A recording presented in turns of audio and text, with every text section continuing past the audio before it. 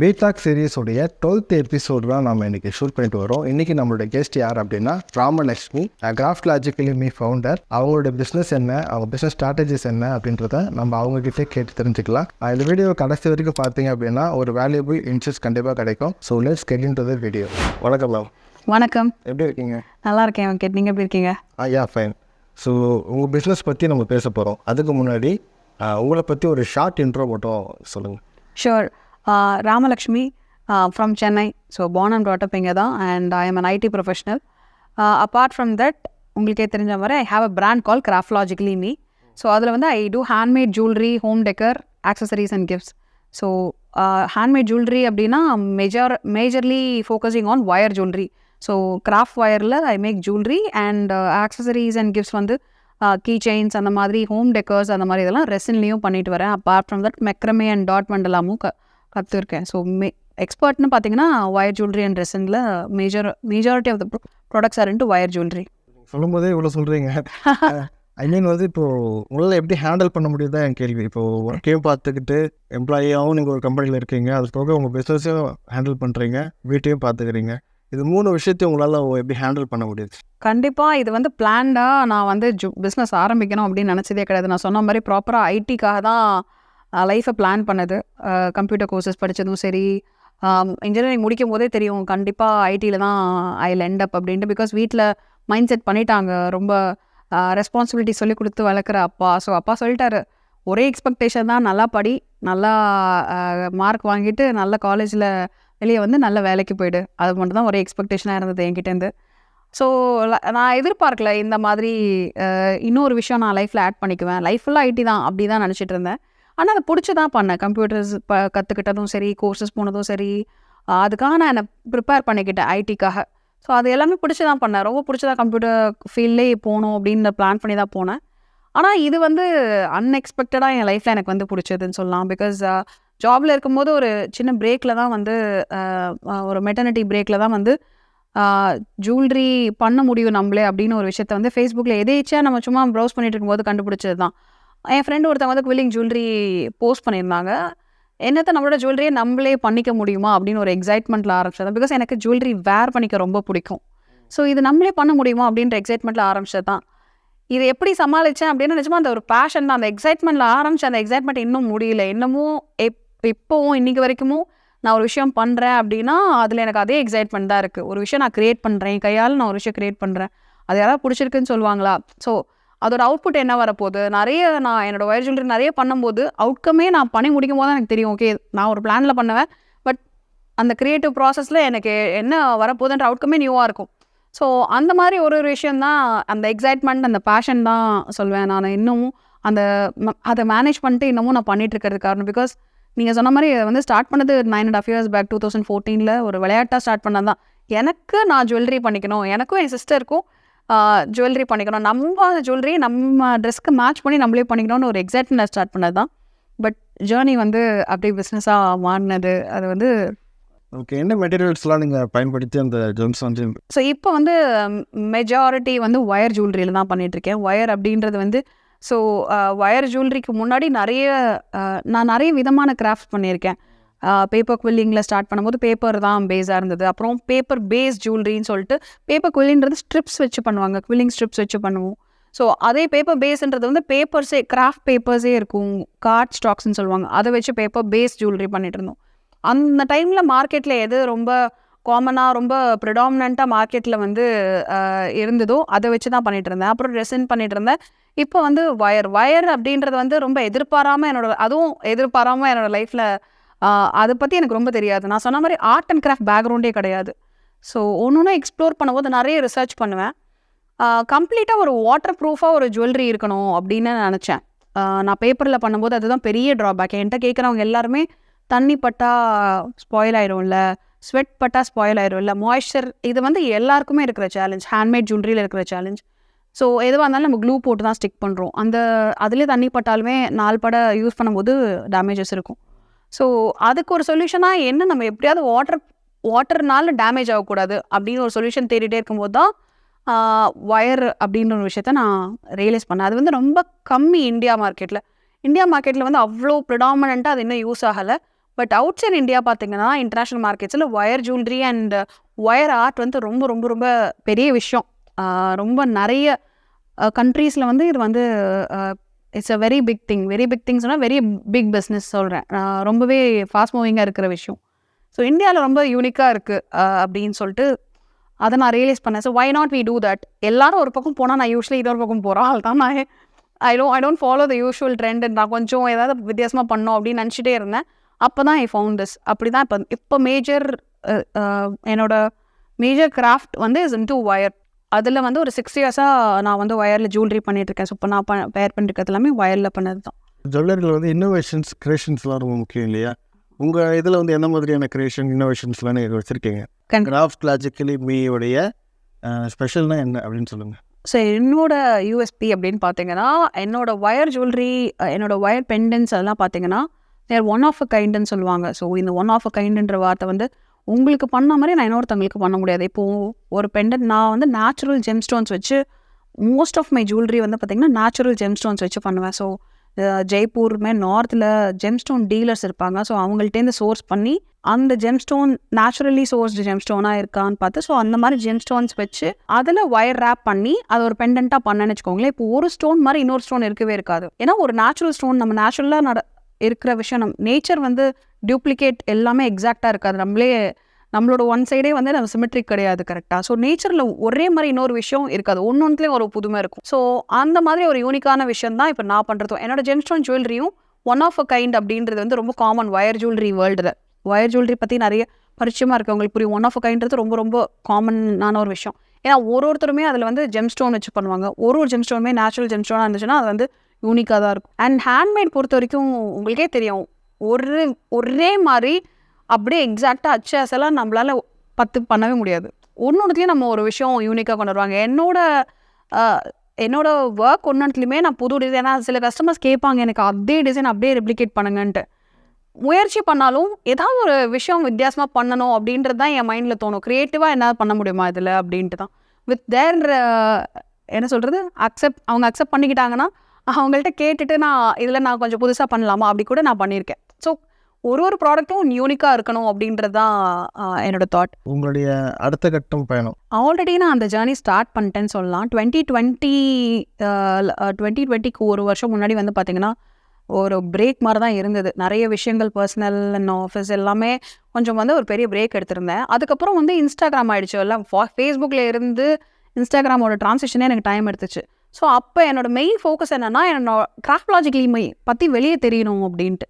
2022 ஃபுல்லாகவே என்னோடய ஃபோக்கஸ் அதுவாக தான் இருந்துச்சு. நான் ஸ்டால்ஸ் போட்டிருந்தேன், நிறைய பேரை மீட் பண்ணேன், வெளியே நெட்வொர்க்கிங் நிறைய பண்ணேன், நிறைய ஃபெல்லோ ஆண்டர்ப்ரனர்ஸ் மீட் பண்ணி உங்களையுமே அந்த மாதிரி தான் மீட் பண்ணேன். உங்களுக்கே தெரியும். ஸோ WPC மூலிமா மீட் பண்ணேன். ஸோ அப்படி நிறைய விஷயங்கள் பண்ணிட்டு இருந்தேன். இப்போது ஓரளவுக்கு கிராஃப்ட்லாஜிக்கலி பற்றி ஓரளவுக்கு வெளியே இருக்கிறவங்களுக்கு தெரியும். இப்போ என்னோடய ஃபோக்கஸ் வந்து பார்த்திங்கன்னா டீச் பண்ணோம் ஒயர் ஜுவல்லரி. இன்னும் நிறைய பேருக்கு ஒயர் ஜுவல்லரி பற்றி தெரியாது. உங்களுக்குமே அது புதுசாக இருந்திருக்கும்னு நினைக்கிறேன். இந்த மாதிரி நிறைய பேருக்கு ஒயர் ஜுவல்லரி பற்றி தெரியாது. ஸோ இந்த கிராஃப்ட் வந்து ரொம்பவே கம்மி பீப்புள் தான் இன்னும் இருக்காங்க. அதில் ஸ்பெஷலைஸ்டாக இருக்காங்க. நிறைய பேர் ஒயர் ஆர்ட் பண்ணுவாங்க. நிறைய விதவிதமான ஒயரில் நிறைய விஷயங்கள் பண்ணலாம். ஜுவல்லரி தவிர்த்து நிறைய விஷயங்கள் பண்ணலாம். கம்ப்ளீட்டாக 3D ஸ்ட்ரக்சர்ஸ் பண்ணலாம். ஒரு ட்ரீ பண்ணலாம். நானே 3D ட்ரீஸ் பண்ணுறேன். ஸோ அதுலேயுமே பயங்கர விதவிதமான கிராஃப்ட் ஒர்க் பண்ணலாம். என்னோடய தாட் வந்து இப்போ நான் வந்து ISO ரெஜிஸ்டர்டு இந்த வருஷம்.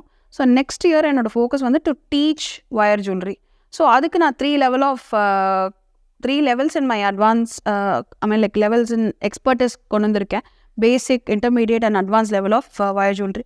ஸோ இப்போ என்னோடய ஃபோக்கஸ் வந்து ஸ்டால்ஸ் போடுறத நான் கொஞ்சமாக கம்மி பண்ணிக்கிட்டு I'm focusing on courses and work shop. So teach பண்ணோம். அண்ட் எனக்கு டீச் பண்ண ரொம்பவே பிடிக்கும். எனக்கு ரொம்ப மற்றவங்களுக்கு இதை சொல்லி தரணுன்றது ரொம்ப பிடிக்கும். ஸோ அதையுமே நான் ரொம்ப விரும்பி தான் செய்கிறேன். எனக்கு அந்த இதில் தான் நான் இந்த வருஷம் என்னோட 2024 ஃபோக்கஸ் வந்து ஒர்க் ஷாப்ஸ் நிறைய conduct பண்ணணுன்ட்டு.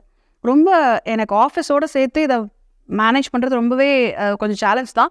But by God's grace இதை நம்ம பண்ணோம் அப்படின்னா நிறைய பேருக்கு இது ரீச் ஆகும் அப்படின்ற ஒரு தாட் இருக்குது. அதனால் அதை வந்து வீக்கெண்ட் கோர்சஸாக எடுத்துகிட்ருக்கேன். அது சூப்பர் நைஸ். இப்போ எந்த அளவுக்கு ஆர்வம் காட்டுறாங்க இப்போ பெண்கள் வந்து இந்த ஒயர் ஜுவல்லர்ஸ் வந்து எவ்வளோ ஆர்வம் காட்டுறாங்க? ரொம்பவே ஆர்வம் காட்டுறாங்க. உண்மையாக சொல்லணும்னா 2016-17 தான் இது நான் வந்து கொஞ்சம் கொஞ்சமாக ஒயர் பண்ண ஆரம்பித்தேன்.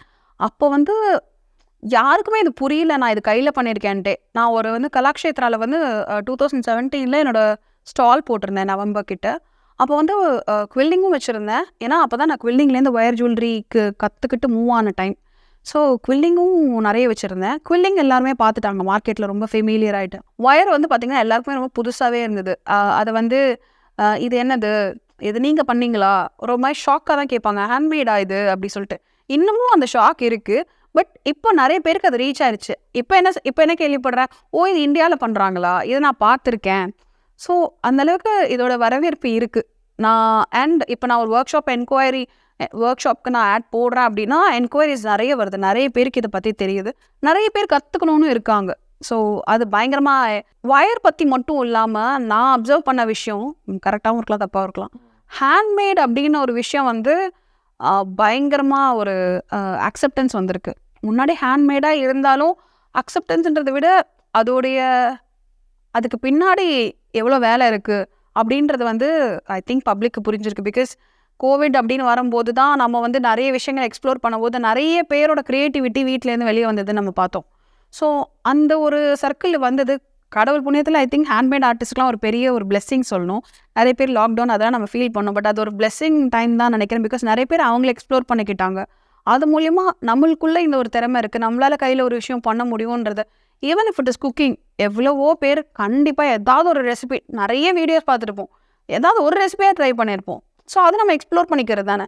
ஸோ அந்த மாதிரி ஒரு மைண்ட் செட் மாறிடுச்சு நிறைய பேருக்கு. ஸோ இப்போ அக்செப்டன்ஸ் நிறைய இருக்குது ஹேண்ட்மேடுக்கு இன் ஜென்ரல். நான் ஒயர் பற்றி மட்டும் சொல்ல, இன் ஜென்ரல் ஹேண்ட்மேடுக்கே பயங்கர அக்செப்டன்ஸ் இருக்குது மார்க்கெட்டில். அது வந்து எனக்கெல்லாம் மோட்டிவேஷனாக இருக்குதுன்னு சொல்லுவேன். என்ன மாதிரி கிராஃப்டர்ஸ் சொல்லி இருக்கட்டும், இல்லை க்ரியேட்டர்ஸாக இருக்கட்டும், ஆர்டிஸ்டாக இருக்கட்டும், பயங்கர மோட்டிவேஷனாக இருக்குது. பிகாஸ் ஹேண்ட்மேட் அண்ட் ஒரு விஷயம் கையில் பண்ணதுக்கு ஆன மதிப்பு உயர்ந்திருக்கு, வேல்யூ மார்க்கெட்டில் உயர்ந்திருக்குன்னு சொல்லலாம். இப்போ ஒருத்தங்க புதுசாக இப்போ நீங்கள் வந்து எனக்கு இதே வேணும் அப்படின்னு சொல்லிட்டிங்கன்னா அந்த பேட்டர்ன் எனக்கு தெரியும். அதை பண்ணுறதுக்கான டைம் வந்து முதல்ல நான் வந்து ஸ்டார்ட் பண்ணும்போது ஒன்றத்தை பண்ணுறதுக்கு 1 மணி நேரம் ஆயிருந்தது தான். இன்றைக்கி டேட்டில் அதை பண்ணுறதுக்கு எனக்கு அது ஒரு டைம் 10 நிமிஷமாக இருக்கலாம். பட் அதுக்கு பின்னாடி நிறைய ப்ராக்டிஸ் இருக்குது. இதை நான் வந்து ஃபஸ்ட்டு மார்க்கெட் கொண்டு வரதுக்கு முன்னாடி 6 months நான் அதை வெறும்னா கற்றுக்கிட்டு மட்டும் இருந்தேன். குவில்லிங் ஆர்டர்ஸ் போயிட்டு இருந்துச்சு. பேரலாக பிளாக்ஸ் படிச்சு இப்போ தாங்க யூடியூப். நான் 6 years பேக்கில் ரொம்ப யூடியூப்லாம் பார்க்க தெரியாது. பிளாக்ஸ் நிறைய இருக்கும். இது வந்து இன்டர்நேஷ்னல் மார்க்கெட்டில் தான் நிறைய ஃபேமஸாக இருந்துச்சு. இந்தியாவுக்குள்ளே நம்மளுக்கு யாரும் தெரியாது. பிளாக்ஸ் நிறைய எழுதுவாங்க. அப்போல்லாம் படிப்பேன். அந்த இன்டர்நேஷ்னல் ஒயர் ஆர்டிஸ்டோட பிளாக்ஸ் படிப்பேன். அவங்க ஸ்டெப் பை ஸ்டெப் போட்டிருப்பாங்க. அதை பார்த்து ஸ்டெப் பை ஸ்டெப் ஃபாலோ பண்ணி அப்படி தான் கற்றுக்கிட்டேன். ஸோ அப்படி லேர்ன் பண்ணிக்கிட்டு இப்போ நம்ம ஒரு எக்ஸ்பர்ட் ஆகிற டைம் தான்.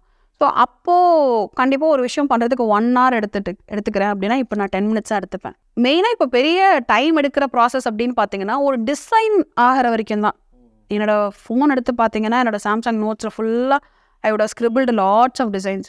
இப்போ ஒரு கஸ்டமர் ஒன்று கேட்குறாங்க, எனக்கு இந்த ஸ்டோன் வேணும், இந்த ஸ்டோனுக்கு எனக்கு இப்போ ஒரு ப்ளூ கலர் சாரீ காட்டுறாங்க, எனக்கு இதுக்கு மேட்ச் பண்ணி ஒரு செட் வேணும்னு கேட்குறாங்கன்னா அந்த சாரீக்கு கான்ட்ராஸ்ட்டாக வேணுமா அப்படின்றத நம்ம டிசைட் பண்ணி நம்ம ஒரு ஸ்டோன் ரெடி பண்ணி அவங்களுக்கு ஜுவல்லரி ரெடி பண்ணணும். ஸோ இந்த டிசைன் ரெடி ஆகிற வரைக்கும் தான் பண்ணுறது அப்படின்றது. பார்த்தீங்கன்னா இதான் பண்ண போகிறோம் அப்படின்னா பண்ணுறது வந்து இன்றைக்கி ரேட்டில் ஃபாஸ்ட் ப்ராசஸ். பிகாஸ் நான் அவ்வளோ ஒர்க் பண்ணியிருக்கேன், அவ்வளோ ப்ராக்டிஸ் போட்டிருக்கேன். பிகாஸ் நான் இது ஏன் இந்த ப்ராக்டிஸை நான் திருப்பி சொல்கிறேன்னா, அது இல்லைனா எந்த ஒரு கிராஃப்ட்டுமே எந்த ஒரு ஸ்கில் செட்டுமே டெவலப் பண்ண முடியாது. அது உங்களுக்கே எல்லாருக்குமே தெரிஞ்ச விஷயம் தான். ஸோ ஏன் நான் இதை திருப்பி சொல்கிறேன்னா, என்னோடய ஸ்டூடெண்ட்ஸ் என்னோட ஒயர் ஆர்ட் ஜுவல்லரி கிளாஸ்க்கு வரவங்களுக்கும் நான் அதான் சொல்லுவேன். இன்றைக்கி நான் பண்ணுற ஒரு டிசைனை காமிச்சு நான் இந்த மாதிரி பண்ணணும் அப்படி கேட்பாங்க. பட் நான் அது 6 yearsஸாக நான் நிறைய ப்ராக்டிஸ் பண்ணிவிட்டு இன்றைக்கி அந்த பீஸ் பண்ணுறேன். அதை ஒரு 6 hours கோர்ஸில் நான் டீச் பண்ண முடியுமானா இல்லை, அவங்களும் இப்போ இதை ப்ராக்டிஸ் பண்ணி தான் ஆகணும். மேபி 6 months பண்ண வேண்டியிருக்காது. பிகாஸ் நான் செல்ஃபாக கற்றுக்கிட்டேன். உங்களுக்கு கூட சேர்ந்து சொல்லித்தரத்துக்கு நான் இருக்கிறதுனால மேபி என்னை விட நீங்கள் கம்மி டைம் 3 monthsல கற்றுக்கலாம், இல்லை 2 monthsல கற்றுக்கலாம், இல்லை பயங்கரம் நிஜமாக நான் பண்ணியே ஆகணும்னா அவங்க அதை 2 weeksல கூட கற்றுக்கலாம். பட் அந்த ப்ராக்டிஸ் தேவை தான். இப்போ இந்த ஹேண்ட்மேட் கிராஃப்ட்ஸில் வந்து எந்த மாதிரியான ஆப்பர்ச்சுனிட்டிஸ்லாம் இருக்கும்? நிறைய ஆப்பர்ச்சுனிட்டிஸ் இருக்குது. இன்றைக்கி டேட்டில் அவங்களே ஒரு பிஸ்னஸ் ஸ்டார்ட் பண்ணலாம். எனக்கு ஒரு காம்படிட்டர் வந்தாங்க அப்படின்னா என்னோட வேல்யூ நிறைய பேருக்கு தெரியும்ல. ஸோ உண்மையாக நான் எப்படி பார்க்குறேன்னா, இப்போது மார்க்கெட்டில் வந்து இது நிறைய மூவ் ஆச்சுன்னா இப்போ ஒரு கம்ப்ளீட்டாக அது நியூ பிஸ்னஸ் மாடலுங்க. இது இப்போ கம்ப்ளீட்டாக ஒயர் ஜுவல்லரின்றது இன்னும் மார்க்கெட் இன்னும் கம்ப்ளீட்டாக 100% ரீச்சே ஆகலை. பெனிட்ரேஷன் ரொம்ப கம்மி. ஸோ இப்போ இது பண்ண ஆரம்பிச்சாங்கன்னா இது கம்ப்ளீட்டாக ஒரு நியூ என்ட்ரி இன்டு த மார்க்கெட்டாக இருக்கும். ஸோ அவங்களுக்கு நிறைய ஆப்பர்ச்சுனிட்டிஸ் இருக்குது. நிறைய இதை வந்து எக்ஸ்ப்ளோர் பண்ணாங்கன்னா இது நிறைய இடத்துல எடுத்துகிட்டு போகலாம். கரெக்டாக இது ஒரு புதுமையான ஒரு விஷயமாக தான் நிறைய இடத்துல பார்ப்பாங்க. ஏன்னா இது ரீச் ஆகாத ஒரு type of art within India. இது வந்து நான் ஐ ஒன்ட் சே லைக் இந்தியாவில் இது கிடையவே கிடையாதுன்ட்டு. ரொம்ப வருஷத்துக்கு முன்னாடி இருந்தது. நான் இதை பற்றி இதோட ஹிஸ்ட்ரிலாம் பார்க்கும்போது 70ஸ்லலாம் இதை பற்றி ரொம்பவே நிறைய ஆர்டிகல்ஸ்லாம் இருக்குது. பட் இப்போ மார்க்கெட்டில் இல்லை. நம்ம மார்க்கெட்டே அப்படி தான். ஃபேஷன் ட்ரெண்டை நம்ம அப்போ இருந்த லெகிங்ஸ் தான் இப்போ திருப்பி வந்திருக்குன்னு சொல்லிட்டு நம்ம கேள்விப்படுறோம்ல. ஸோ அந்த மாதிரி ஒரு விஷயம் தான் இதுவும். நிறைய பெண்கள் வந்து இப்போது பிஸ்னஸ்குள்ளே வராங்க. அது பிஸ்னஸ் மட்டும் இல்லாமல் நீங்கள் உங்களுடைய வேலையும் பார்த்து ஹோம் ரெஸ்பான்சிபிலிட்டியும் பார்த்துட்டு ஒரு பிஸ்னஸ் வந்து சூப்பராக ரன் பண்ணுறீங்க. உங்களுடைய எதிர்கால திட்டங்கள் எல்லாமே வெற்றி அடைகிறதுக்கு என்னோட வாழ்த்துக்கள். ரொம்ப ரொம்ப நன்றி வெங்கட். இந்த மாதிரி டைம் எடுத்து வந்து ஒருத்தங்களை இன்டர்வியூ பண்ணோன்ற விஷயமே வந்து இது வந்து நான் ரொம்பவே அப்ரிஷியேட் பண்ணுறேன். அண்ட் ஐ நோ லைக் எங்கள் வீடும் வந்து opposite side of wherever you live. And உங்களோட எஃபர்ட்ஸ்க்கு ரொம்ப ரொம்ப நன்றி. அண்ட் உங்களோட இனிஷியேட்டிவ், உங்களோட சேனல், ஏன்னா உங்களோட பேஷன்ஸ் எல்லாத்துக்குமே ரொம்ப ரொம்ப தேங்க்ஸ். இந்த thought process to help other entrepreneurs அப்படின்றதே ரொம்ப ரொம்ப appreciated because that is much required. ஒரு ஆண்டர்ப்ரனருக்கு ரொம்ப ரொம்ப தேவை இந்த ஒரு ரெக்கக்னிஷன். அப்படி ஒரு சின்ன விஷயம் அப்படின்றதே ரொம்ப ரொம்ப தேவை. அதை நீங்கள் பண்ணணும்னு நினைக்கிற உங்களுடைய தாட் ப்ராசஸ்க்கே I really applaud and all the very best to you.